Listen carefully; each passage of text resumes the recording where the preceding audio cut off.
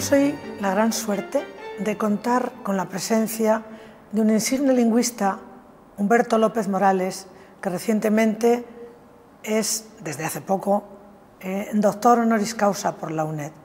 Entre sus múltiples méritos, que no voy a presentar en la actualidad, tiene el de ser secretario general de la Asociación de Academias de la Lengua Española. Pero hoy, más que hablarnos de sus libros, de sus múltiples méritos, como digo, nos va a contar cómo ha vivido él por dentro su propia trayectoria de formación, de docencia, de gestión, de investigación, etc. Humberto López Morales, ¿cómo ha sido la vivencia de esa formación desde el principio, de ese joven habanero que en la actualidad es habanero y español porque tiene nacionalidad española, pero también es cubano? ¿Cómo vivió desde el comienzo esa formación? ¿Cómo puede relatárnosla? Bueno, yo estudié la escuela primaria y la escuela secundaria en el Real Colegio de los Padres Escolapios, en La Habana.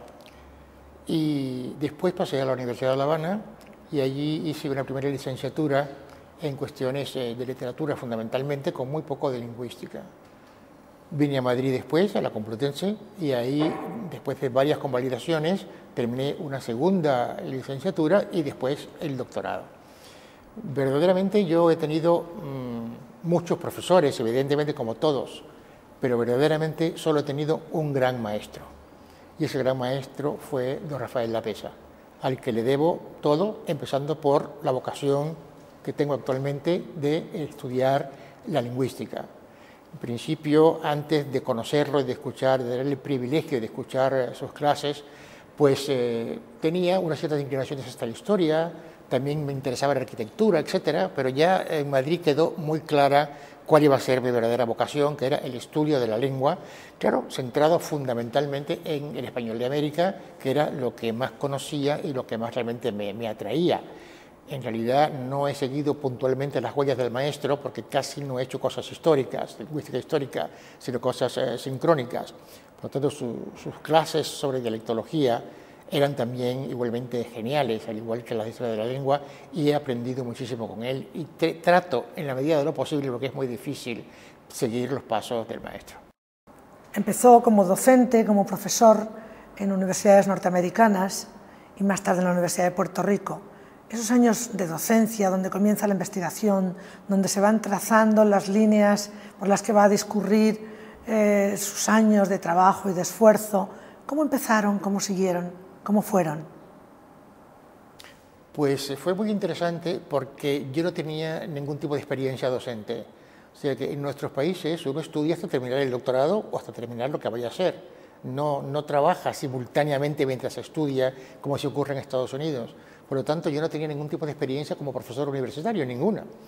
Llegué a los Estados Unidos, que es donde aparentemente iba a tener más posibilidades, como así fue, y empecé trabajando en una pequeña universidad de provincia, que fue la Universidad de New Hampshire.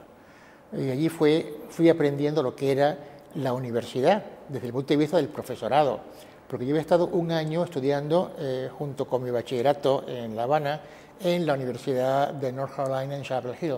Luego, como estudiante sí que conocía la Universidad Norteamericana, no mucho, pero sí le conocía algo de un año de estudios. Pero como profesor no tenía, desde luego, ninguna idea. Así que allí fui aprendiendo poco a poco en New Hampshire, estuve un año y medio, aprendiendo poco a poco cómo era la Universidad Norteamericana, cómo era la docencia allí, cómo era la investigación, etc. De ahí pronto pasé así a una gran universidad, que es la Universidad de Texas, en Austin, o sea, la central de la Universidad Tejana, y allí estuve como 5 años, apoyado y protegido por don Ricardo Bullón, que era catedrático de esa universidad entonces y que fue como un segundo padre para mí, me ayudó, me apoyó, me orientó, etcétera, etcétera, y ya me fui familiarizando con lo que era ya realmente una gran universidad.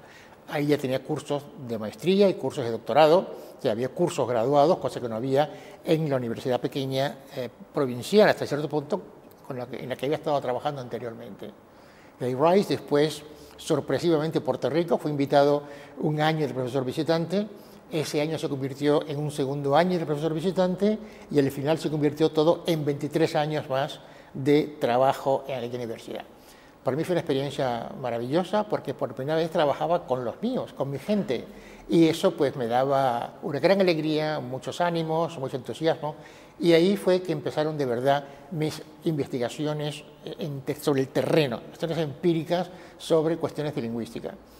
Me pidieron que dirigiera el Instituto de Lingüística de la Facultad de Humanidades, que estaba recién fundado, porque todavía hacía falta pues depurar y culminar un poco el currículum de la maestría en lingüística que estábamos ofreciendo, y era al mismo tiempo un pequeño centro de investigación. Con la ayuda de los estudiantes y de algunos colegas más, hicimos una cantidad importante de investigaciones centradas en varios aspectos: dialectología, sobre todo del Caribe hispánico, esencialmente, la enseñanza del español como lengua materna, que estaba y está todavía bastante descuidada por muchos sitios, así como la español como lengua extranjera está a una altura de sofisticación y de fineza, de conceptualización y de metodología extraordinario. No pasa lo mismo, lamentablemente, con la enseñanza de la lengua materna. Y en aquel momento, hace ya pues como 30 años, pues las cosas eran todavía un poco peores. Y empezamos a hacer muchas investigaciones de campo, porque la mejor forma de preparar a un lingüista para el futuro no es solo dando teoría en las clases, que eso es muy importante, eso es básico fundamentalmente, sino haciéndoles partícipe de las investigaciones de campo, que sepan que los datos hay que ir a buscarlos, que ellos no vienen a ti tan ricamente y que eso exige, por supuesto, pues un diseño cuidadoso de muestreo, una planificación muy compleja de las entrevistas, etcétera, etcétera. Y creo que eso lo logramos hacer bien. De ahí, desde Puerto Rico, surgieron muchos libros míos importantes y vamos, que yo creo que fueron y que son todavía algunos de ellos muy importantes. Bueno, una vez jubilado de Puerto Rico, pues entonces ya me vine a España, y ahí fue cuando fui elegido por las academias. Cada academia es un voto, tenemos ahí un sistema muy liberal. La Academia Española, con ser la más antigua, con ser primos inter pares, etcétera, etcétera, es un voto igual que cualquiera de las demás academias. Y entonces me postularon para la Secretaría General de la Asociación de Academias y salí elegido. Y esa fue la única elección que he tenido, afortunadamente, porque después ya ha sido por aclamación, llevo 4 periodos y se está acercando ya, el año que viene se termina el fin de este 4º periodo. Ese cargo, esa elección unánime de secretario general de la Asociación de Academias, repetida y repetida, porque es el mejor, lógicamente, y aunque él es muy humilde, lo digo yo porque lo sabemos los que nos dedicamos al trabajo de lingüística hispánica. ¿Cómo ha sido esa gestión ímproba, ingente, de millones de horas en el avión, en los aviones, movilizando las voluntades de la Asociación de Academias para conseguir esa posibilidad de realizar en conjunto con la Real Academia Española tantas obras que ahora estamos viendo como fruto, tantas obras importantes en las que la Asociación de Academias está presente en los últimos tiempos? ¿Cómo ha sido? Pues la verdad es que yo he tenido una vida que conmigo ha sido muy generosa, porque me ha permitido siempre hacer aquellas cosas que me gustan realmente. Y este cargo de secretario general creo que verdaderamente es el más entusiasmante de todos, por el alcance, ¿verdad?, por la proyección y el alcance, repito, de los trabajos.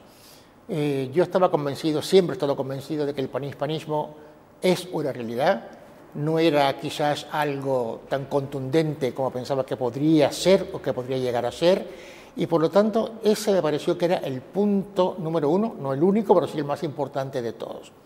En aquellos momentos las academias no tenían la cohesión y la unidad que tienen ahora, afortunadamente. Yo creo que algo he contribuido a eso.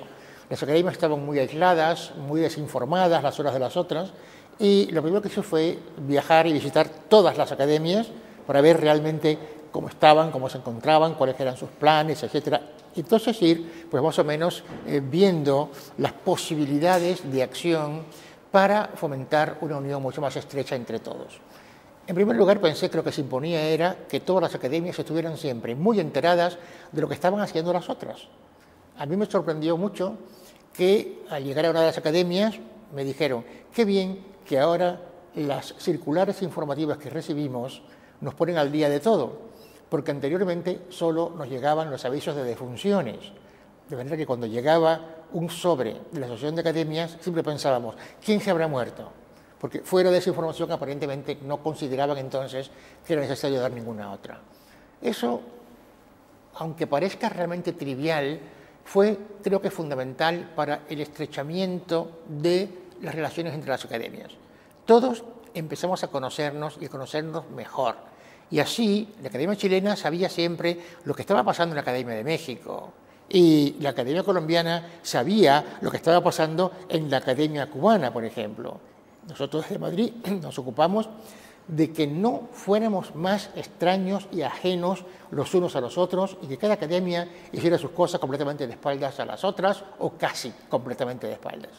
Y de ahí empezamos a fomentar lo que yo creo que es lo más importante de todo, que es una auténtica política panhispánica. La Real Academia Española estuvo muy de acuerdo y apoyó, desde luego, de manera definitiva esa política que empezamos a desarrollar ya en las épocas de don Fernando Lázaro Carreter.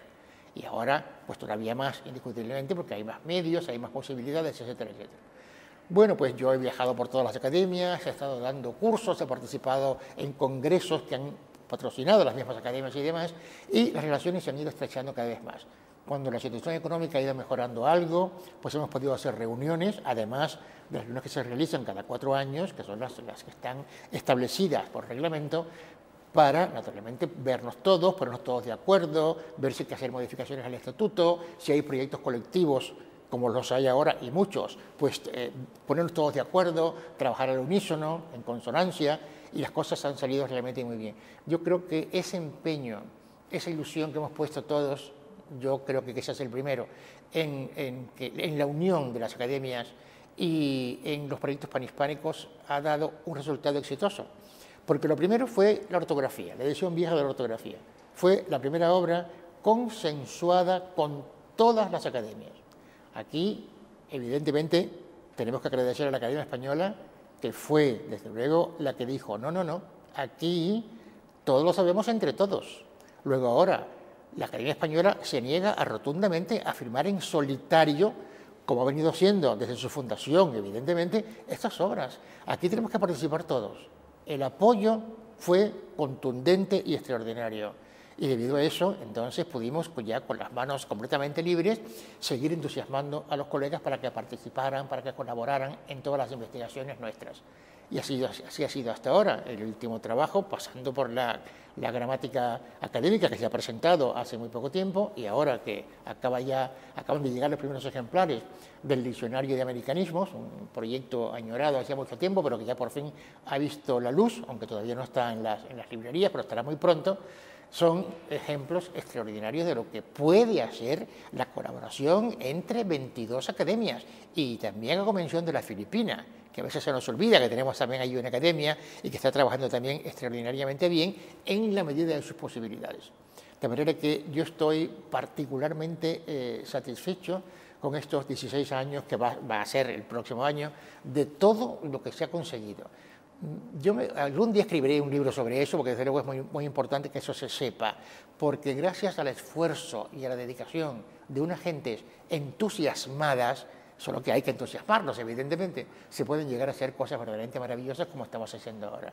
¿Quién podría haber soñado hace 20 años, ¿verdad?, que algún día las academias todas iban a estar trabajando en el mismo proyecto de investigación en consonancia, tanto monta tanto? Todos iguales, trabajando para conseguir un propósito específico, que es lo que hemos ido consiguiendo.